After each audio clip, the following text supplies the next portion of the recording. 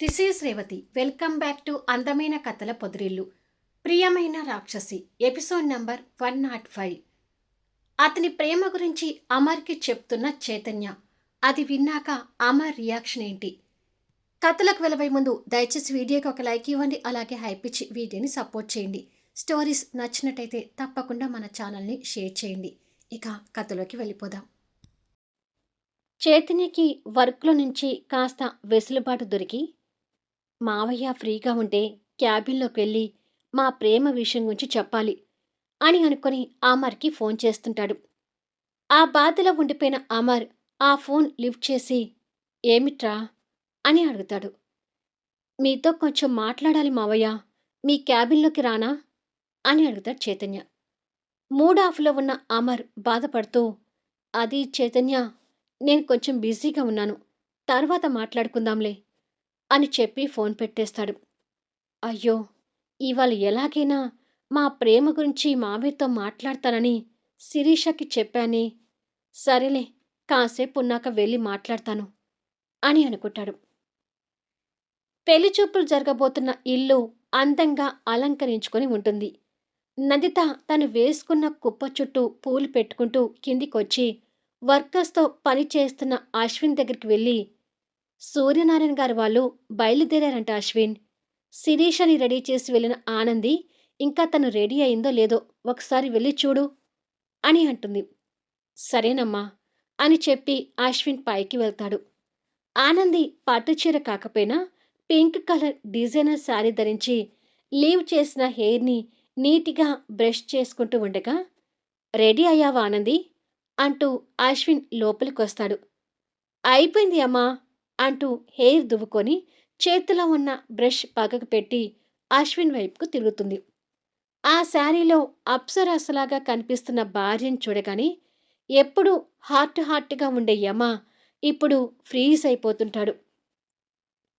ఆనంది వైపు నుంచి చూపు తిప్పుకోలేనట్టుగా తనని టాప్ అండ్ బాటం చూస్తుంటాడు.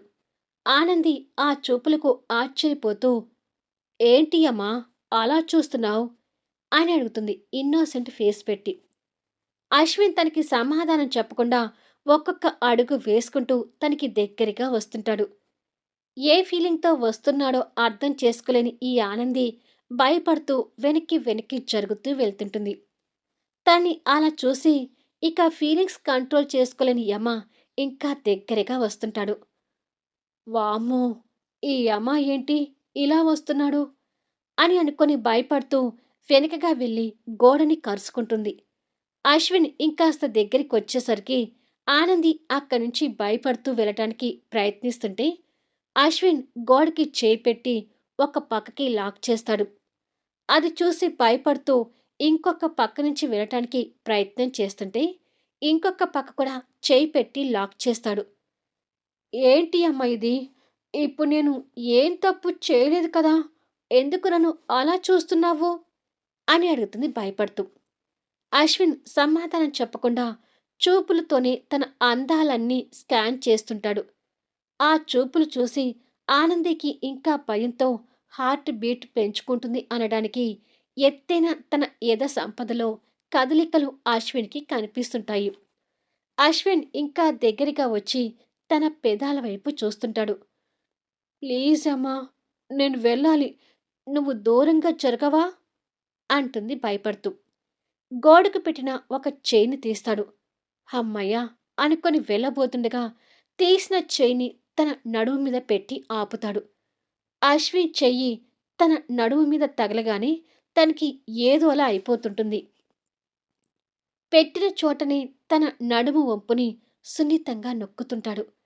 పాపకి ఒక్కసారిగా షాక్ కొట్టినట్టుగా బిగుసుకుపోయింది.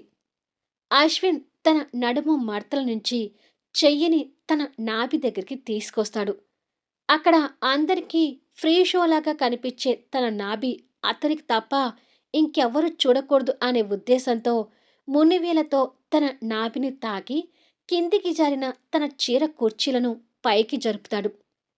యమ స్పర్శకి తన నరాలు బిగుసుకుపోతూ తన శరీరంలో ఏదేదో ప్రకంపనలు జరుగుతూ బొమ్మలా నిలబడిపోయింది. అశ్విన్ ఇంకా దగ్గరగా వచ్చి తన పెదవుల వైపు చూడగానే అతని బాణపు చూపులు తన పెదవులకు సూటిగా తగిలి సన్నగా వణుకుతుంటాయి. వణుకుతున్న పెదవులతో లైట్‌గా తన పెదవుల్ని ఆనిచ్చి ఆ వణుకుని ఆపుతాడు. అశ్విన్ పెదవుల స్పర్శ తన పెదవుల మీద తగలగానే ఆనందిలో ఉద్రేకం పెరిగిపోతూ ఉంటుంది. అంతకంటే ఆత్రంలో ఉన్న అశ్విన్ తన నడుము మీద ఉన్న చేతితోని దగ్గరికి లాక్కొని వదిలి, 2 చేతులతో తన మొహాన్ని పట్టుకొని, పూర్తిగా తన అద్రాలను ఆక్రమించుకొని సున్నితంగా చుంబిస్తుంటాడు. మధురమైన అమృతాన్ని అందించే యమ ముద్దుకి ఆనంది లోకాన్ని మర్చిపోతూ తన 2 చేతుల్ని అశ్విన్ జుట్టు కుదుల్లోకి దూర్చేసింది. ఇద్దరి మధ్య అసలు గ్యాప్ లేదు అన్నంత దగ్గరగా ఉండిపోయారు. ఆనంది మీద ఉన్న ప్రేమనంతా అశ్విన్ తన అధరాల తీయటి యుద్ధంలో చూపిస్తూ తనకి మధురాన్ని అందించి అతను తన పెదవుల నుండి మకరందాన్ని ఆస్వాదిస్తున్నాడు.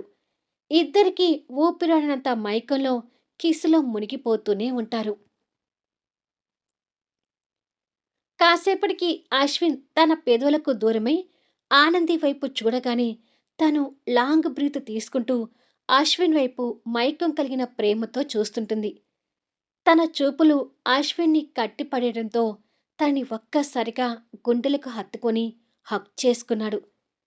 యమ ఆఫర్ల మీద ఆఫర్లు ఇవ్వడంతో ఆనంది పొంగిపోతూ అశ్విన్ నడుం చుట్టూ చేతులు వేసి అల్లుకొని పోయింది.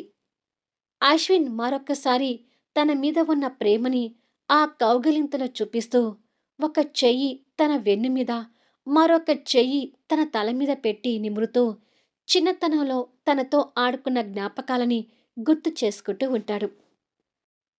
ఆనందికి అవేవీ గుర్తులేకపోయినా అశ్విన్ కౌగిల్లో లోకాన్ని మర్చి ఒదిగిపోతుంది.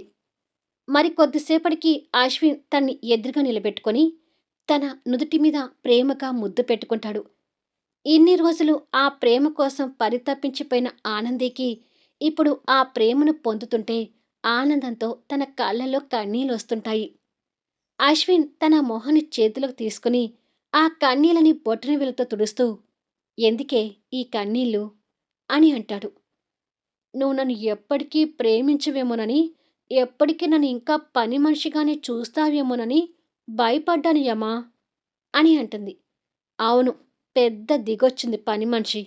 ఈ ఇంట్లో మాకు పనులు చేయలేక కష్టాలు అనుభవిస్తున్నావు కదా" అని అడుగుతాడు చిరుకోపంతో. అది విని మూతి ముడుచుకొని చూస్తుంటుంది. తన మొహాన్ని చూసి నవ్వుతూ తన చెక్కిలి మీద చేపెట్టి, "శిరీషని చూసుకోవడానికి జితేంద్ర వాళ్ళు వచ్చే టైమైంది.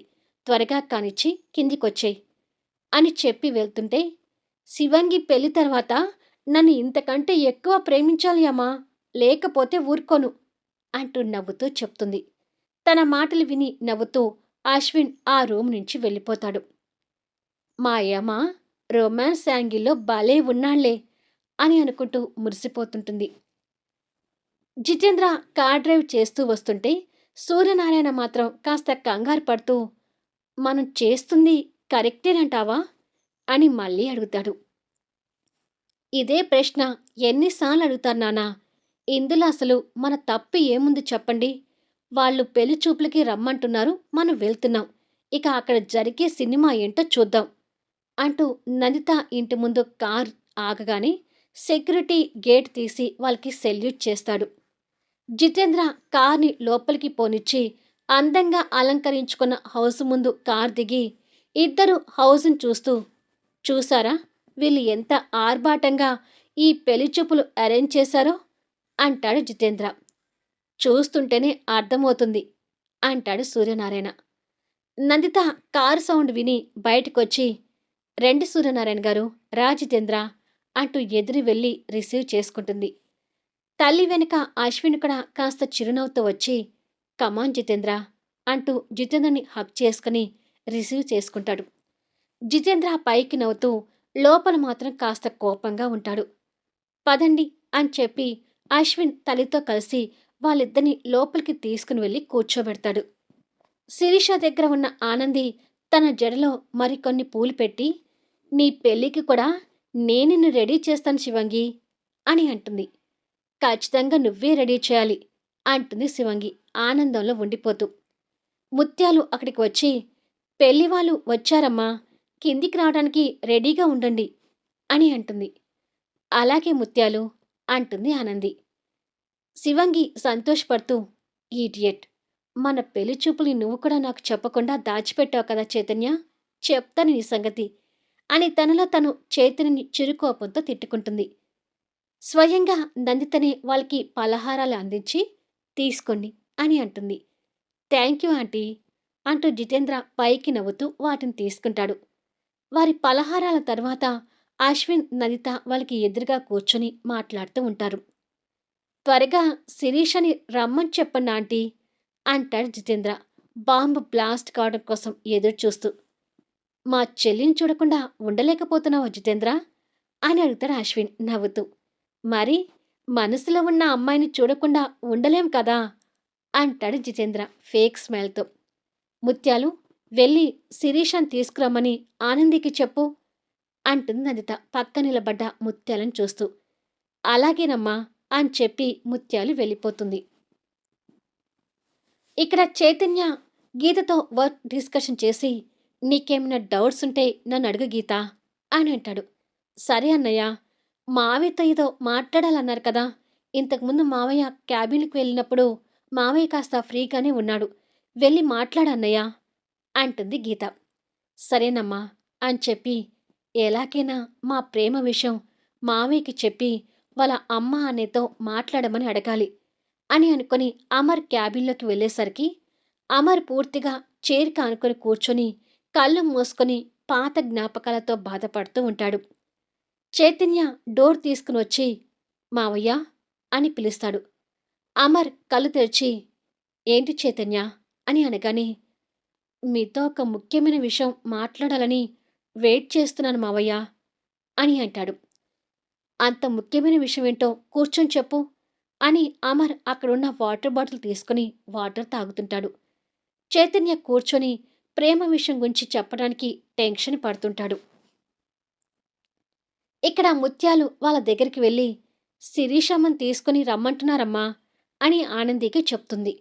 ఇక పద శివంగి అంటూ ఆనంది తొందర పెడుతూ శివంగిని లేపుతుంది. జితేంద్ర వాళ్ళతో కూర్చొని మాట్లాడుతూ ఉండగా ఆనంది శివంగిని తీసుకుని వస్తుంటే శివంగి చైతన్యతో పెళ్లి చూపులు అనే భ్రమలో తను సిగ్గుతో మొగ్గలవుతూ తల దించుకుని నిదానంగా నడుస్తూ వాళ్ళ ముందుకు వస్తుంటుంది. జితేంద్ర అందంగా కనిపిస్తున్న తన్ని టాప్ అండ్ బాటమ్ స్కాన్ చేస్తూ, నీలాంటి అందగత్తె నాకు కాకుండా ఆ చేతి నీకు సొంతం అవుతుంటే నేనెందుకు చేతులు ముడుచుకుంటూ కూర్చుంటాను అని కసిగా అనుకుంటాడు. శిరీష తలెత్తి చూడటానికి సిగ్గుతో ఇబ్బంది పడుతూ ఉంటే ఆనంది నవ్వుతూ వాళ్ళకి ఎదురుగా తీసుకొచ్చి కూర్చోబెడుతుంది. శిరీషతో పాటు అందంగా కనిపిస్తున్న ఆనందిని కూడా అశ్విన్ చూసి కాస్త నవ్వుతుంటాడు. ఆనంది కూడా ఏమని చూసి అంతకుముందు వాళ్ళ మధ్య జరిగిన రొమాన్స్ని గుర్తు తెచ్చుకొని సిగ్గుపడుతూ ఉంటుంది. ఏదో చెప్పాలని వచ్చి అలా టెన్షన్ పడుతున్నావేంటి చైతన్య అని అడుగుతాడు అమర్. అది మావయ్య, నేనొక్కరిని ప్రేమిస్తున్నాను అంటాడు చైతన్య చెప్పడానికి చైతన్య కూడా సిగ్గుతో ఇబ్బంది పడుతూ. ఆ మాటలు విని అమర్ ఒక్కసారిగా సంతోషంతో ఆశ్చర్యపోతూ, నువ్వు ప్రేమలో పడ్డావా? ఎవరు ఆ అమ్మాయి అని క్యూరియాసిటీతో అడుగుతాడు. అది మావయ్య, మీకు బాగా తెలిసిన అమ్మాయితోనే నేను లవ్లో ఉన్నాను. వాళ్ళ పెద్దవాళ్ళతో మాట్లాడి మీరే మా పెళ్లి జరిపించాలి అని అంటాడు. నాకు తెలిసిన అమ్మాయా అని అనుకొని, తెలిసిన అమ్మాయి అంటున్నా కాబట్టి వెంటనే వాళ్ళ పెద్దవాళ్ళతో మాట్లాడి నీకు సంబంధం కుదిరిస్తానులే. ఇంతకీ ఎవరో ఆ అమ్మాయి త్వరగా చెప్పు అని అంటాడు అమర్.